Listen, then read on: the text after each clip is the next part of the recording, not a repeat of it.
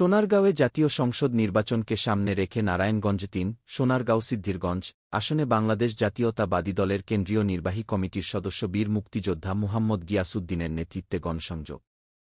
নারায়ণগঞ্জের সোনারগাঁওয়ে জাতীয় সংসদ নির্বাচনকে সামনে রেখে নারায়ণগঞ্জে ৩, সোনারগাঁও সিদ্ধিরগঞ্জ আসনে বাংলাদেশ জাতীয়তাবাদী দলের কেন্দ্রীয় নির্বাহী কমিটির সদস্য বীর মুক্তিযোদ্ধা মুহাম্মদ গিয়াসউদ্দিনের নেতৃত্বে গণসংযোগ কর্মসূচি অনুষ্ঠিত হয়েছে।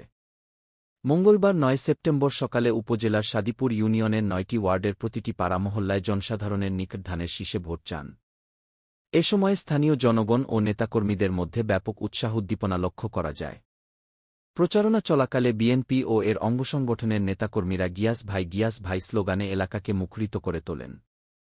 এ সময় নারায়ণগঞ্জে ৩, সোনারগাঁও সিদ্ধিরগঞ্জ আসনের এমপি মনোনয়ন প্রত্যাশী আলহাজ বীর মুক্তিযোদ্ধা মুহাম্মদ গিয়াসউদ্দিন বলেন, আগামী জাতীয় সংসদ নির্বাচনে বিএনপির মনোনীত প্রার্থীরা যেন বিজয় লাভ করে, সেজন্য আজকে সোনারগাঁওয়ের সাদিপুরে প্রথম গণসংযোগ শুরু করেছি।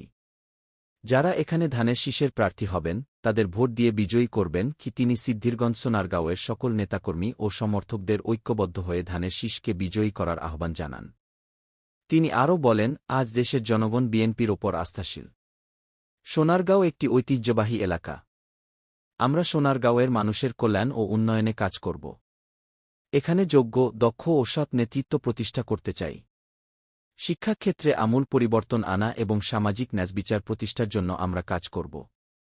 সোনারগাঁওয়ে বন্ধুত্বের সেতুবন্ধন রচনা করতে চাই।